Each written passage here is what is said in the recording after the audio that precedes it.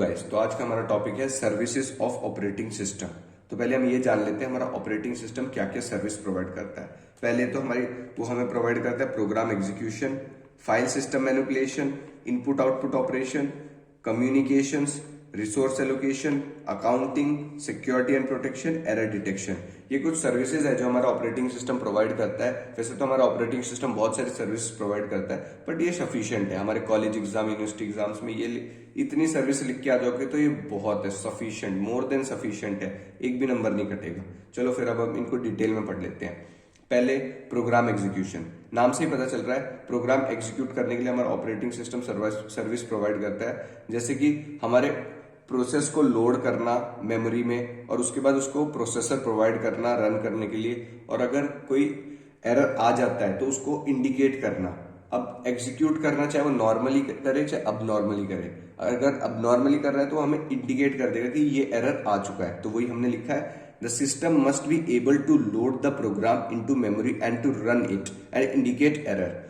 फिर हमारे पास आता है file system manipulation. File system manipulation भी नाम से ही हमें पता चल रहा है कि फाइल के ऑपरेशंस, मतलब फाइल को मैनिपुलेट करना है, क्रिएट करना है, रन करना है, रीनेम करना है, ओपन करना है, क्लोज करना है, रीड करना है, राइट करना है। ये सारी चीजें हमारा ऑपरेटिंग सिस्टम हमें करवाएगा, यूजर को करवाएगा कमांड्स के ऊपर। वो हमें कमांड्स प्रोवाइड करेगा जिससे कि हम ये सारे ऑपरेशंस कर पाए।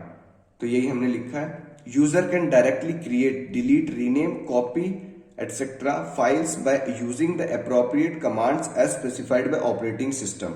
फिर हमारा आता है input output operations. Input output operations, जैसे हमारा एक प्रोसेस रन कर रहा है और उसको किसी इनपुट आउटपुट डिवाइस की जरूरत पड़ गई, जैसे उसको कुछ प्रिंट करना है, सपोज उसको कुछ प्रिंट करना है, तो यूजर डायरेक्टली तो कंट्रोल नहीं कर पाएगा इनपुट आउटपुट ऑपरेशन। तो हमारा ऑपरेटिंग सिस्टम उसको ऐसा कुछ इंटरफेस प्रोवाइड करेगा कि वो अपना इनपुट आउटपुट ऑपरेशन कर सके। तो इसमें भी हमारा ऑपरेटिंग सिस्टम सर्विस प्रोवाइड कर रहा है इनपुट आउटपुट ऑपरेशंस के लिए। तो वही हमने लिखा है, अ रनिंग प्रोग्राम में require input output operation, users usually can not control input output devices directly, so operating system provides means to do input output operation. जैसे कि हमने कहा था।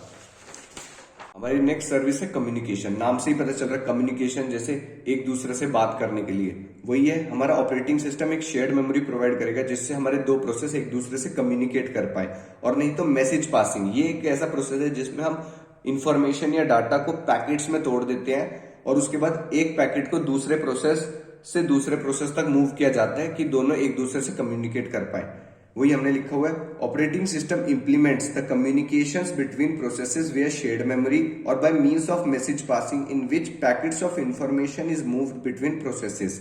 अब फिर हमारा नेक्स्ट सर्विस आती है रिसोर्स एलोकेशन। रिसोर्स एलोकेशन क्या है? मल्टी प्रोग्रामिंग एनवायरमेंट है हमारा, ये मल्टी यूजर एनवायरमेंट है।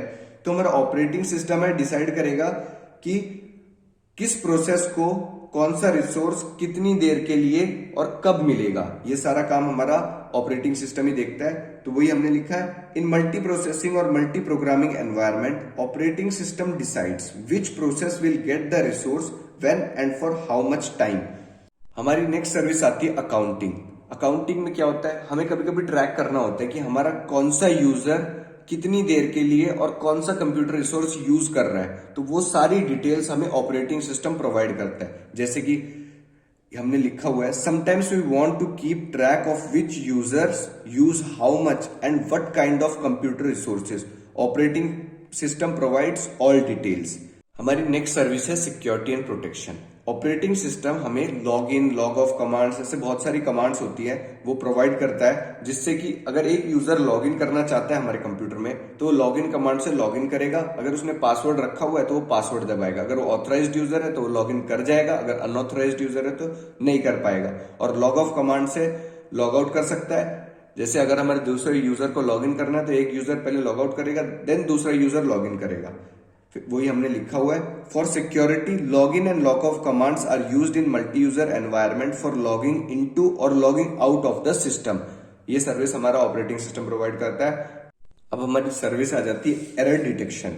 अब हमारा एरर सीपीयू में भी हो सकता है, मेमोरी में भी हो सकता है, इनपुट आउटपुट डिवाइसेस में भी हो सकता है, यूजर प्रोग्राम्स में भी हो सकता है। तो इन सारे एरर्स को डिटेक्ट करने का काम कौन करता है? हमारा ऑपरेटिंग सिस्टम करता है। और इनको डिटेक्ट करने के बाद वो एक अप्रोप्रिएट एक्शन लेता है, मतलब कोई एक्शन लेता है जिससे कि हम हमारा कंप्यूटर करेक्ट और कन्वीनियंट वे में यूज कर पाए। तो वही हमने लिखा हुआ है, errors may occur in CPU, memory, input output devices or in user program. For each type of error, the operating system should take appropriate action to ensure correct and consistent computing. तो ये सारे हमारे थे services of operating system. इससे बाहर कुछ नहीं आएगा, यूनिवर्सिटी एग्जाम्स में लिख के आ जाना, कहीं नंबर नहीं कटेंगे। तो ये थी हमारी सर्विसेज। पहली थी program execution, file system manipulation, input output operation, communication, resource allocation, accounting, security and protection, error detection. तो हमारा सर्विसेज ऑफ ऑपरेटिंग सिस्टम का टॉपिक यहीं खत्म होता है। नेक्स्ट हम पढ़ेंगे टाइप्स ऑफ ऑपरेटिंग सिस्टम। तो लाइक करें, सब्सक्राइब करें। Thank you.